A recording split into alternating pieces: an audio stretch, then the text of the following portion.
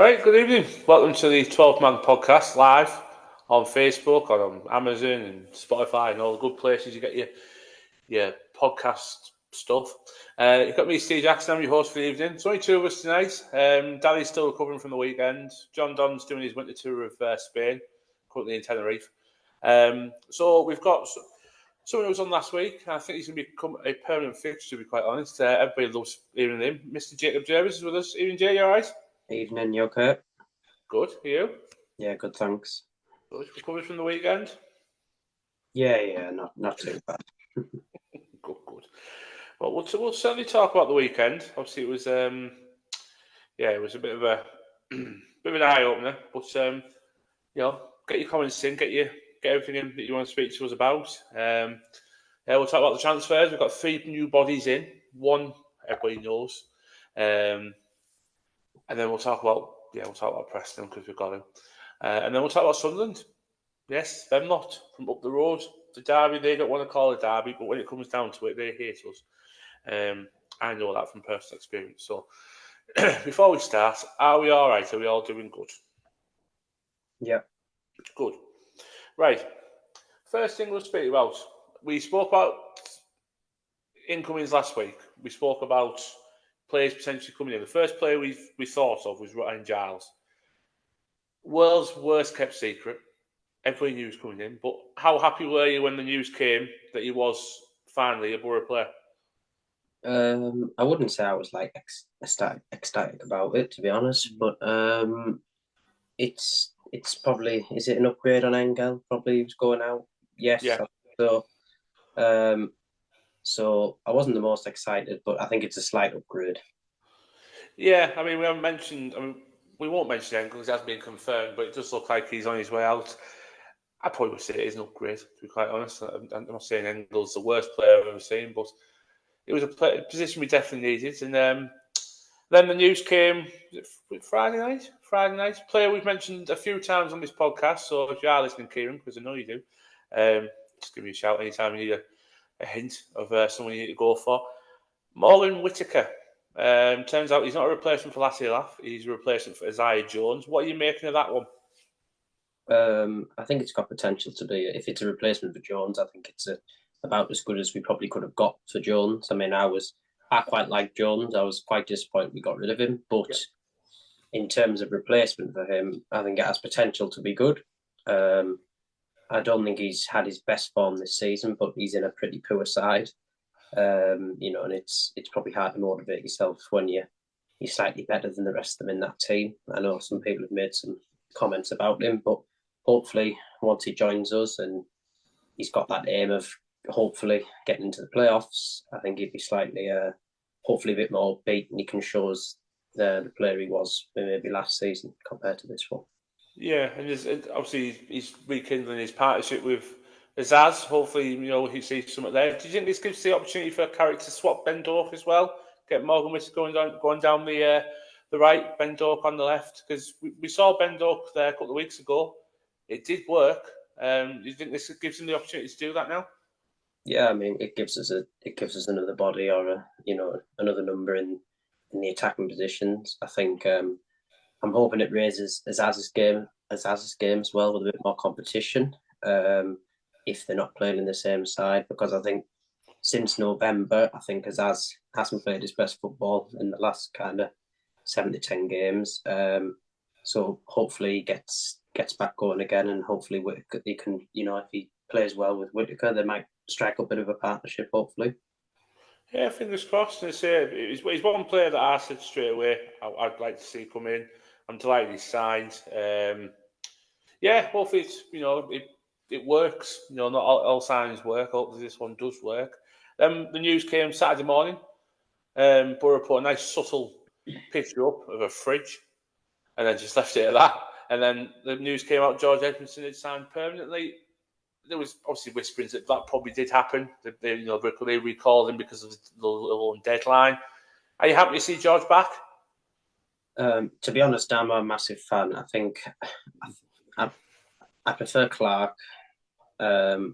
So if the rumours are true that we're deciding to maybe get rid of Matt Clark to bring Edmondson in, personally, I don't agree with that. I think Clark's been better this season when he's played, and I think he is slightly stronger than Edmondson. And there's rumours we've paid like £600,000 for him, and I think that it's not a lot these days, but it's also he's only got 6 months on the end left on his contract, so I still think we've paid a pretty big sum for someone who hasn't really set the world alight. But look, he's our player. Get behind him. Hopefully, he kind of rediscovers a little bit of form he had in the first five games he played for us. Yeah, I think it's. We'll see what happens with Clark, because there's a few rumours going on about him. I think they just decide that probably not going to see Lenihan this season. I think there's a pretty damning verdict. Same with Tommy Smith, unfortunately. We'll talk about the right back situation in a little bit, because that was a big talking point from Saturday. But no, it's yeah. I'm happy with him if he comes in as one of the four. If he's coming to replace Matt Clark, I'm not 100% sure, because I'm a big fan of Matt Clark as well. So, but we'll see what happens. So, right, we've delayed it enough, haven't we? Right, let's get straight into it. Preston. Record wasn't great at Preston, was it? We lost before Saturday, our last 4 at Deepdale. Seems to be one of those bogey grounds for us, but a big, massive travelling army followed the borough down to Lancashire. What was your feelings on the way down? Confidence, apprehensive? How were you feeling going into this one? I wouldn't say I was hugely confident or apprehensive, to be honest. I thought it would be a tight game. I did actually say 2-1 either way. Your heck and bottoms teams are normally pretty well drilled. They normally give you a game. They never normally get battered. So I knew it'd be a tough game, but again, I thought it was a game we could have won, and I think we should have won. Yeah, there's plenty of opportunities for us to win that game. We'll go through them as we go through the game. Team came out, wasn't too much of a shock. Obviously, Giles made the bench. Wasn't enough time for Whittaker to get signed up to be part of the, I suppose it's 19-man squad now, or 20-man squad these days. Were you happy with the team as it came out? Obviously, Ayling starting right back.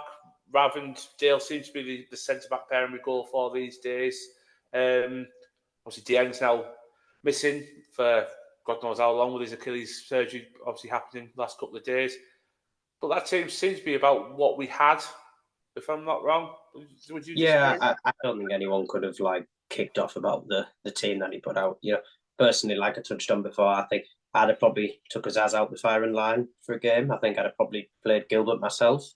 But, that's probably not popular between the whole fan base. So I do understand the team that he put out, and there was no reason why that team couldn't have beat Preston. Yeah, it was a team. It was a strong team. It was a team I was confident when I saw it. I thought we probably could nick 3 points. We definitely should nick 3 points. It's the type of teams you've got to be beating if you want to solidify your place in the playoff spot. We started well, created a good few chances, but then the crucial moment of 10 minutes in, last brought off. Lots of things gone around about this. Lots of people saying, I don't know if he's completely injured. Personally, I don't know how you can fake a groin injury. Speaking as 2 lads, we know they are quite painful. What did you make when Lassie laughed when it seemed to? I sense it took a little bit of the atmosphere away from the Borough fans. It was a bit of a disappointment the way he left the game so early. Yeah, I think. Look, I wouldn't buy in the idea that he was faking an injury or anything. I think he started the game quite pumped up. He looked ready. So I don't believe he came off the pitch for any other reason apart from he was injured. I think, it was disappointing, a bit of an early blow, because we did actually start the game quite well, like you said. And sadly, Carrick only gave Foz about 90 seconds in the last game. So I knew when I see him being the replacement, I thought he's going to be knackered by 70 himself. Is he going to have to come off as well? So I wasn't, as much as I liked Force, I knew he wouldn't have been at his best. So it was a big blow. Yeah, I mean, I love Marcus Force. People that listen to this podcast every week, I talk about him all the time. I think he's the best finisher in the club by a long way. I think he's brilliant in front of the goal. But even I would have thought, would it be worth putting Bergsorg up front, maybe switching someone onto the wings, maybe bring Giles a bit more forward, put him in front of Borges? Might have been an option, I don't know. But, that's because I've been massively impressed with Bergzorg, to be quite honest. What have you made of Bergzorg's impact since he signed for the club? I think there was a lot of things about him being greedy on the ball and things, but on the whole, I've generally stuck up for him. I think there was a couple of games where maybe he should have shared the ball a bit more, but then again, we also moan on the other hand that nobody has a shot and tries things, and I think that's one thing you get from Bergzorg is he's powerful. I mean, I like him in the 10 personally. I think he's strong. I think he's powerful. I think he runs at people. He can pick the ball from midfield and drive. And he's got to have decent finishing on him as well when he wants to. So yeah, I'm quite a big fan of Bergzorg, especially at the minute. And I think his defensive work's improved as well. I think Saturday was his best overall performance of the season. Yeah, I thought he was brilliant on Saturday. I thought he'd give Borges the help that he rightfully needed. We spoke a few times. Borges doesn't get the help he deserves in front of him. But I thought Bergzorg did the tracking back that he should have done. Right, we're getting to the first goal then. One ball did all our hard work. Very disappointing. It was around the right back area again. Ayling committed himself too far forward and there was no cover. I mean, don't get me wrong, the finish was brilliant. It was a great finish, cut inside. You wouldn't think it was the lad's first goal of the season, but it's again it's the wing backs, isn't it? That's the problem that we're finding every single time with our goals. Yeah, I mean, even thinking back to the Portsmouth game, and I'm sure there's other games this season as well, but one ball seems to just be able to just split our defence in half. And again, I think Ayling really struggled on Saturday. I think it was possibly his worst game he's had for us. And it was interesting, actually, where I felt Preston targeted Ayling more than they did Borges, actually, on Saturday. I think that most teams have been targeting the left side, and this side, they made a big beeline for Ayling as well this time. And honestly, I think he really struggled all game. And like we said, good finish, but it worries me how one pass can create so much space all the time. Yeah, I completely agree with you. I mean, Sean Morris popped up. Obviously, we know Sean. He's mentioned the same ball did as at Portsmouth, which is absolutely right. It did for the first goal. It's completely bamboozled. It worries me. I'll get your opinion on this one. How if one player comes out of that line, the other three seem to panic. Usually, you see a bit of a shift, and you move across to try and cover, but we seem to struggle to do that, don't we? We seem to kind of leave it spare and it kind of catches us out time and time again. Yeah, it's becoming a bit of a kind of repeat issue. I don't know if it's because we're not getting maybe our two lads in midfield right in front of the defence as much as we need to try and stop that ball, or is it maybe a thing where the back four needs to play a little bit more narrow at times? I'm not sure. I'm not an expert, but it seems we're not doing enough or I'm not seeing enough that looks like we're trying to change these things to stop it from happening. It's almost like we keep hearing we've got to do better. It's not good enough. But I'm not seeing that we're changing a lot to try and stop it from happening. And that's one thing that frustrates me. It feels like we've called it out. It's not good enough, but what are we doing about it? And it doesn't look like we're doing a lot. Do you think it's a player issue? Do you think it's a managerial issue, a coaching issue? Is it a mix of both? Where do you think the problem truly lies with this? I think it's always both. I don't think you can always just put it on the manager. I'm sure Carrick isn't telling them to be picked apart by one pass, but also instruction based. Maybe we're not helping ourselves too. So always both for me, but it's again this is where I don't think Michael Carrick helps himself. Is our lack of changing, or to the fans that looks like he's changing something, whether it's a sub, it's always 1 for 1. We never go 3 back, we never change it up. So to us as fans, obviously we don't see what goes on behind on the training ground or closed doors. So to us, from what we get to see, it doesn't really look like we are changing much. Yeah, no, you're absolutely right. It seems like it's an unsolvable riddle, which is bizarre. It's something we've got to work on. I mean, we'll talk about why we need to work on it when we come to the second goal in a couple of minutes. But the reaction we had was brilliant. It was good. We realised some reason we seem to kick into gear when we go a goal down. We we had a couple of chances end of the first half. Forced got into some good positions, didn't quite got near the ball. Doak started to terrorise us to the left back a little bit more. But then the goal came, second half. Massive goal. Another great goal from Delano Bergzorg. Put two defenders on the backside. Great finish past the keeper. That away end went absolutely nutty, didn't it? Yeah, it was a great goal. I think it was a deserved goal. I think we started the second half quite well. Yeah, it was a nice goal, and it was really well composed by Bergzorg as well, who definitely deserved a goal for his performance.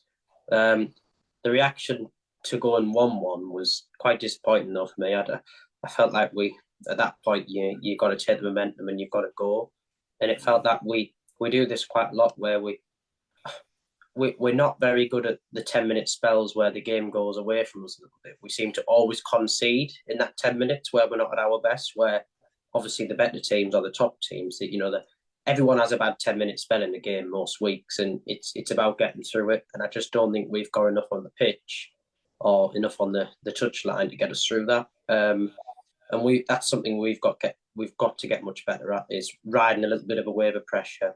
And in the 5 minutes they're going to come at you at home, where their crowd gets up a little bit, can we kind of just ride the storm a little bit? And sadly, we can't. We seem to always concede, when we're under the cosh. Yeah, I say we had a couple of chances. So Freddie Woodman made a couple of good saves from Force's flick, Doak shot. Obviously, Raul Giles came on for his second debut. Big cheer from the crowd, but I'm delaying the inevitable here, talking about this second goal. I've never seen such a calamity at the back. I mean, for me, yes, I fully get that Vandenberg and Ayling clashed heads, because they did. It was clear. I don't know why they didn't go down. If you're clashing heads and you're holding it, just go down. But why is Morris playing the ball back into it when the crowd's trying to clear it? Why has no one helped Ayling try and get... Because Ayling clearly didn't know where he was going and what he was doing. He was doing his best impression of dancing on ice I've ever seen. But the whole goal itself, Jay, it was nothing short of embarrassing, wasn't it? From a team that's fifth in the league at the time, it was absolutely embarrassing. Yeah, I think it's possibly the worst goal I think I've ever seen us concede. And, there has been some bad ones, but it's got to be up there. It really has got to be up there. Again, it's nothing. I wouldn't like to blame the manager for that, because it's down to the players. But again, one thing I would say is Tony Pulis or a Neil Warnock team, they'd know to absolutely smash that into the stands. There wouldn't even be a second in the head to think, well, should I play it back in the box to the centre back? Yeah. So again, there's got to be a bit more cleverness to us, a little bit more nastiness to us, whatever you want to call it.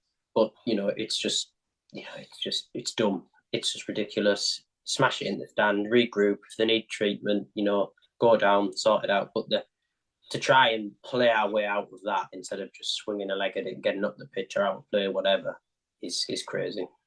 Yeah, it's for me. I'm with you. You've got to look at the players for that sort of goal, because even as bad as Tom Glover can be with his passing about around the back, he knows the time to hoof it, because he did it a few times on Saturday. He just hoofed it. Doesn't matter where. Obviously, went out and played most of the time, but that's Tom Glover for you. But the pass back into the area. The bit that shocked me, you saw Luke Ayling was struggling with that contact with the head with Vandenberg. He's massive master in the form of good old bit housery. He loves it. He loves winding people up. He loves taking his time. Surely he must have known the back of his head, I've got to go down here. If I go down, referee's got to stop it, because we're both holding our heads. Surely, but yeah, I'm absolutely with you. You can't blame the manager for that, because when Fry's clearing it, surely if you see a defender clear it to you, you think, well, he doesn't want it back in there. I won't play it back in. But Morris played it back in. I just didn't get... I mean, Jason just popped up. It's a lack of leadership, isn't it? It's a lack of someone shouting, get the ball out, isn't it? Yeah, I mean, we get... I know that the thing leadership or the leaders, it does get thrown about a lot, and I think you've got to be careful with it. But again, when has Luke Ayling ever done that in his career? Ever? And now he's at Middlesbrough and he's decided to to do it. It's like it almost just feels like it's like an us problem. Only us would concede a goal like that. I mean, it's just unbelievable. But yeah, how Ayling, after playing so many games in the Premier League and the Championship, whatever, has decided to react like that. It's crazy. It's kind of it's hard to talk about because it just is that bad. Well, yeah, I mean, obviously Preston's had a right field day with the videos they've been putting on social media. So as their fans, and you can't say they took it to because it was so bad. I can't believe how bad it was. Like every time I see it now, it just makes it worse. It just makes it even worse, and you can't defend it. And you mentioned about the reaction after 1-1. Usually we get a bit of reaction at 2-1, and I didn't feel we didn't get that from 2-1 either. It was like we're not quite sure what to do now. We're 2-1. We went 1-0 down. We got back into it.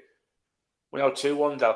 Did it just look like everybody was looking at each other and thinking, well, what do we do now? How do we get back into this kind of game? Yeah, it did feel a bit like that. It didn't feel like anyone was ready to take the game by the scruff of the neck and get us back in it. I think, you obviously naturally they were really disappointed with the goal. But just before the goal as well, a couple of them, they're starting to look leggy again. And I'm noticing this in a lot of games. And I was talking about this with someone the other day. I don't know if it's to do with the lack of substitutions we make throughout the season.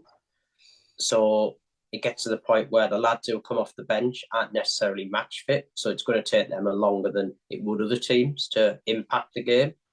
Or is it because the lads on the pitch are staying on the pitch 9 times out of 10, or they're playing 80 minutes, or is it a fitness issue? I mean, surely professional footballers, it can't be a fitness issue. The amount of games we're massively a lot of games into the season now, so I don't know what it is, but it really is concerning that we again, like Azaz looked dead on his feet about 70 minutes, and it's a little bit unusual, and I don't know what the root cause of it is, but I don't think we finished the game strongly at all. It was like, I think this Borough team is really bad at dealing with setbacks, and I think we can't just get going again. It takes us too long to find our rhythm, and then before you know it, the game's petered out. We're in injury time, and it's another disappointing defeat or draw. Is that another obviously flag towards leadership? When you have them setbacks, you expect your leaders to stand up and say, pick your chins up, we'll go again, we push on from here. Is it down to that leadership again on the pitch? The players not having someone to have a direction to look at and be bigged up by? Possibly, yeah, I think so. But again, I don't know if they were just that down after that second goal. I don't know. But then again, like you said, they should be able to pick themselves back up and have another go. But I don't know if it's to do with the leaders. Obviously, we don't know who's talking. It doesn't ever seem like anyone's really exactly marching the orders on the pitch, to be honest. But leaders or not, you've got to see a better reaction than that. Yeah, I absolutely agree. And I mean, I would just had a look at the subs as well. I know, it'll be brought up. Carrick made his first sub after 11 minutes on Saturday. Yeah, he did. But he only made 3 subs on Saturday, and 2 of them were after the 74th minute onwards, and one of them was a left back. And I just felt who went down injured. Yeah, exactly, and that seemed to be a bit of a forced change as well. So, tactic wise, it wasn't until the 81st minute when Azaz was brought off, and you mentioned there 70 minutes in onwards, Azaz was looking a bit leggy, a bit tired. We left him on for another 10 minutes. Do you feel that's where Carrick's missing that a bit more of a not professional but experienced guy behind him just to give him a tap on the shoulder and when he gets to that point in 70 minutes and say, I think you need to be changing this now. I think the time's come to just make a bit of a tweak in the system. I'm not sure. Again, Woodgate gets quite a bit of stick. You see Woodgate in his ear quite a bit. You don't know if Woodgate's maybe saying, "Shall we change something, Michael?" But the subs is now getting to the point where I've had enough, to be honest. When it comes to substitute, we've had one forced Latte off. Obviously, that was forced again through injury. Borges off for Giles, forced through injury, and like you say, the only substitute we've made to choose to make ourselves is Zazos for Gilbert in the 81st minute, who was very poor all game, in my opinion. And it took him 81 minutes to be took off. And I think this is another thing, that the subs they're either costing us in the fact that when we're 1-1 at home to Cardiff with 10 minutes to play, we're not going 3 at the back and putting another one up front, or it's Preston where it's 1-for-1 and it's too late. You know, I really feel like the subs is possibly one of the biggest issues. It is. I think it's not the first time we've spoke about it as well. You know, it's timing's always a key thing in football. You know, it only takes a second to change a game.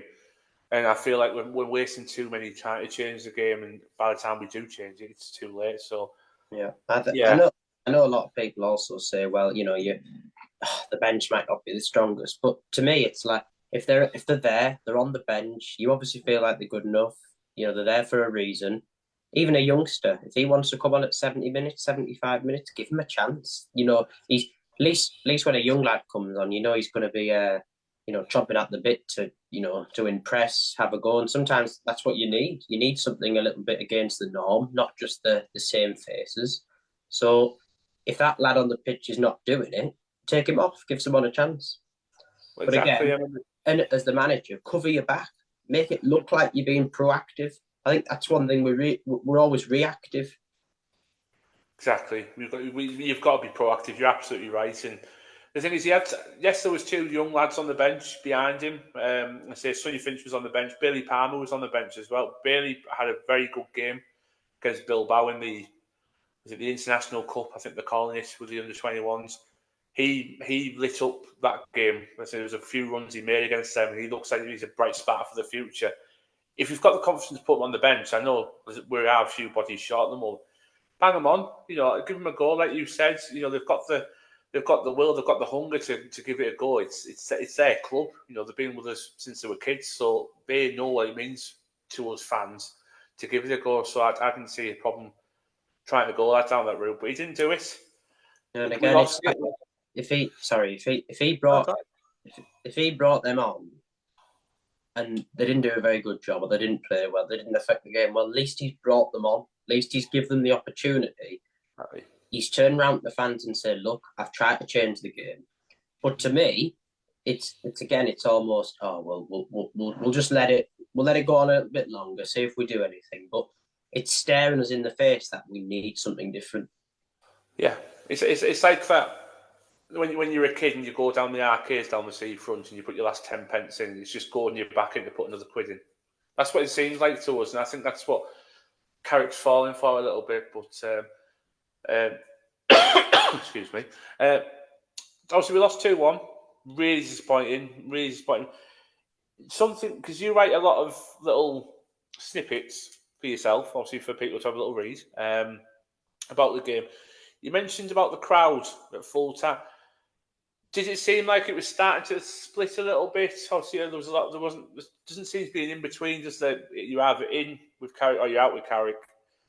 There seems to be a few more murmurings now every time we.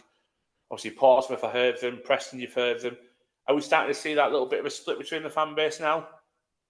Yeah, I think more people are maybe coming of the idea that he might not be the one to take us any further, or they're not seeing enough from him to suggest that things are going to change performance-wise and results-wise. And obviously, there's a lot of people that still think he is the right man, which is fair enough. But yeah, I think we're coming towards that point now where you're going to see a difference in opinion more broadly between the fans, definitely. But again, while he's here, or whenever he's here till, it's one of them. I think it's, just trying not to. Again, everyone's got they pay the money, they can react how they want to the team. I will never criticise anyone for booing or anything like that. Personally, I wouldn't do it myself, but it's one of them things. We've just got to keep going, keep getting behind the team, criticise when we want to, and pick up the positives when we can. But yeah, something needs to change, whether it's tactically in the dugout, players wise, I don't know. But I feel like we're not heading in the right direction anymore. I think we're to me, it feels like we're in a slow decline. To be honest with you, I think the last 10 games, like I said last week, I think we're slowly getting worse, and something's got to change big time. I think if we want to get in the playoffs, as the harder fixtures start to arrive. Yeah, I think the teams behind us are they're starting to pile up a little bit, and their momentum's starting to come forward as well. Look at West Brom. I know we beat them last week, but they're ping 5 past Portsmouth, a team we struggled to beat. I know Blackburn lost, but the team that beat Bristol City, they're in the chase now. Norwich are in the chase. They scored 5 at the weekend. That old fourth, Coventry, are on the way as well. They've got a key win against Watford. They're starting to climb the table, only 6 points behind. I think we need to sort ourselves out quickly, or it's gonna hurt us, and we're gonna end up exactly where we were last season, chasing where we didn't really need to be chasing. We've left it a bit too late. So yeah, it's getting to that point now, unfortunately, and we need to pick which way we're going to go. And I think next week will be a big arrow towards where we are going to go with that. If we are going to sink, where we're going to float. But before we talk about Sunderland, who was your man of the match from Preston? I have a feeling I knew you were going to pick. Yeah, I mean, it's got to be Bergson to me. I think he had a really bright game, deserved his goal, and he was one that he went from minute 1 to the last minute. Big effort from him defensively and going forward. So yeah, really impressed with Bergson at the minute. Hopefully he keeps it up. Yeah, hopefully he's not one of the player has to be sacrificed to bring in the new boys. Obviously, Whittaker will be available for next week. Hopefully he's not the one that's going to be brought out for Morgan coming in. But yeah, that was them. That was Preston. We move on next Monday. Obviously, if you watch us every week, we're not going to be here next Monday. We're all going to be at the Riverside. Then from up the road, Sunderland, 4th in the league. I think the 4th, could be 3rd. Yeah. No, the 4th. I know Burnley and Leeds play this weekend still, but they're still in that fight. Obviously, they dropped points at the weekend against Plymouth. They're one of those teams that have built something from nothing. They brought players in that are pretty unheard of and put something together. I don't know about you, Jacob, but I fear this one a little bit. I'm a bit nervous about this one. I'm never usually nervous about Derby Day, but I'm a bit nervous about them coming to the Riverside next Monday. Are you? It's got the potential to be bad if we don't turn up. Definitely. I'd like to think we naturally raise our game a little bit compared to previous weeks, just because of the stake of the game. But you never know. I think as much as some people might not want to give Sunderland credit, I think they've been brilliant this season. Every time I've watched them, they're really resolute at the back. They are better than us at the nastier side of the game. Definitely more clean sheets. I think they've only conceded 24 goals this season. Something like that, yeah. And I don't think they've lost at home either in the league. Compare that to our home form. I mean, our home form is dreadful. And really, to me, I don't think their team's a lot better than ours. So I think their manager typifies getting the best out of what he's got. Definitely, the 4 defeats they've had all season. So I think the midfielders are dangerous. You've got Rick, you've got Bellingham. The new lad from Roma? He's from. Roma. Yeah, and he's supposed to be a good player. So and Wilson Isidore up front as well. It has got potential to be a really tough game, but hopefully we turn up and we can at least give them a good game. Yeah, I mean, Andy Johnson just popped up on Facebook there and said that they're going to sit in. That's when we struggle. I don't see Sunderland sitting in this game. I think they'll come here and give it a good go. Do you agree? Yeah, I think again what they're good at compared to us is playing in spells. I think they're when they've had a spell in the game, they're usually scoring it, and they're very good at just seeing it out and sitting on what they've got. So I think you might see them come at us early doors, possibly if we're not quite on it, because I think that's one thing we're guilty at, starting games quite slow.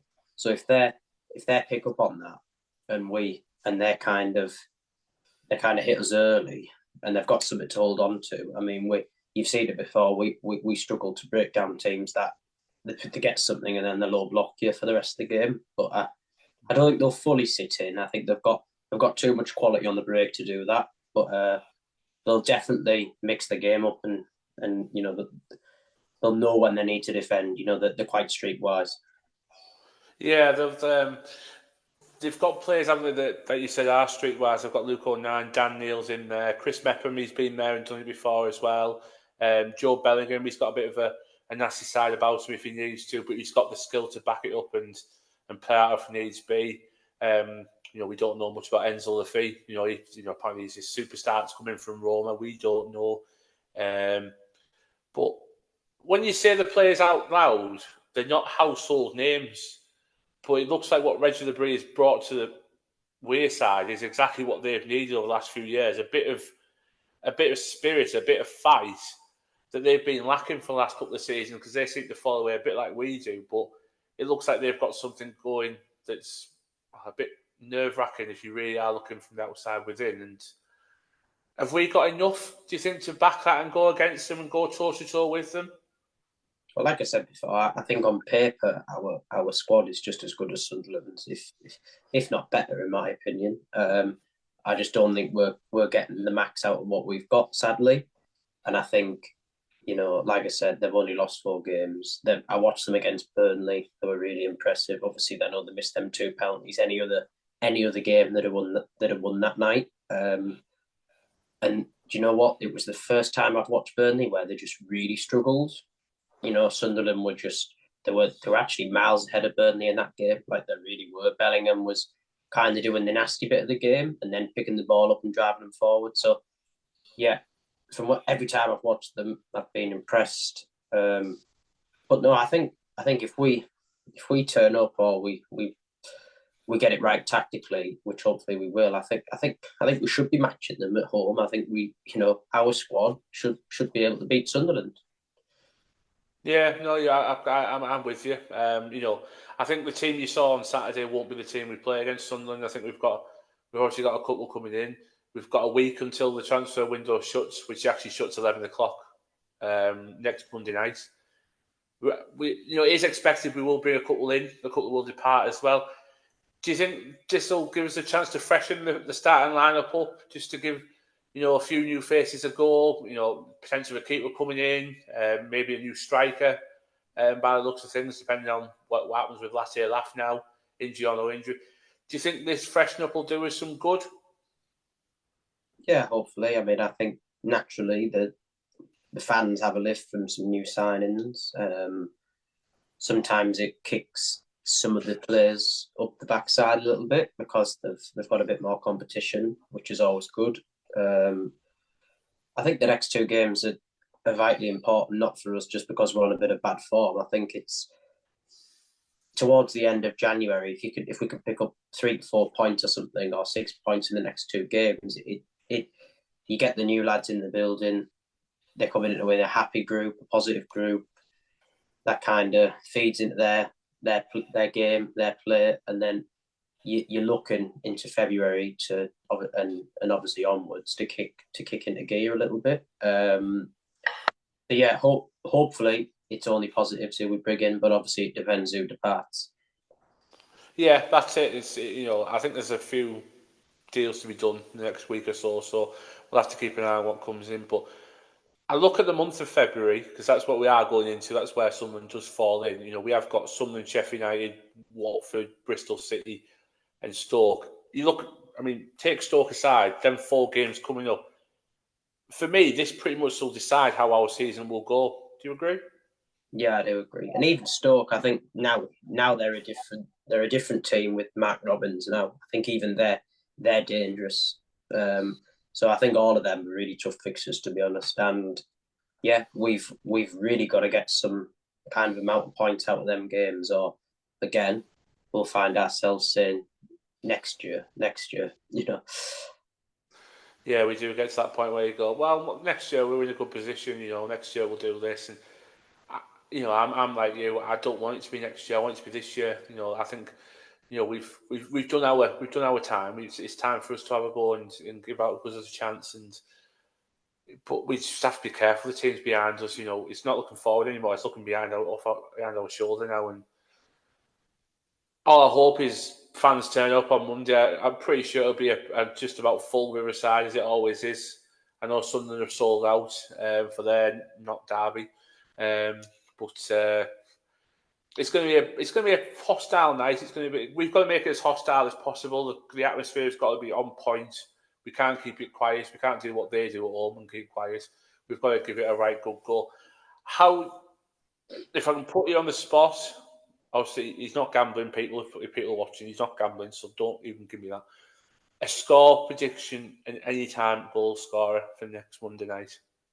Ooh, I'll go 1-1. And Fours to score. Bit like last season. Yeah, it's not a bad shout. Great goal last year as well, wasn't it? Left Marcus Forss. Yeah, nice finish. Unbelievable finish. Yeah, I can see why you said 1-1. I'm going to go 1-0 Borough. I think we'll nick it just. It's going to be hard stopping them scoring because we concede and they do score quite a bit. 42 goals this season they've scored already. But I fancy Morgan Whittaker score debut goal. I think he's got to back up. I've got to back him up. I've been asking for him to sign for weeks, so I've got to say, yeah, you've got to give it a good goal. Fingers crossed, we get something. We get a win on Monday night because that'll really kick it in our season. But right, that's us done. All finished. We won't be back next Monday because we'll all be at Riverside. So don't tune in next Monday because we won't be here. We'll be back next Tuesday. We'll talk about Sunderland. We'll round up the transfer window as well. In a word, Jacob, do you expect us to make any more signings? Yeah, I think we'll make one more. I think, possibly two. I'm not sure. I think we're probably in the market for another attacking player. I think it depends if Latte goes. Hopefully he doesn't. And the only positive that could come of his injury is maybe it slows things down on the transfer front, maybe, which we've got to think of. That could be a plus. But yeah, maybe one more. One more. There you go. You're ready from the game as well. Jacob, thank you very much for popping on again. I think this could be a permanent thing. You've got many fans popping up on our Facebooks and that, so people like listening to you. So, yeah. Thank you very much for popping on. Hopefully we'll chat to you again next week, all right? And people listening and watching and subscribing and liking and everything that goes with it. Thank you very much. Go to Riverside next Monday. Be confident. Don't look at them. Don't listen to them. Let's do our thing. Let them do what they want to do. At the end of the day, we don't matter to them until we beat them. So let's get in their faces. Let's get a win next Monday. So, up the Borough, be seeing you. Cheerio. Up the Borough.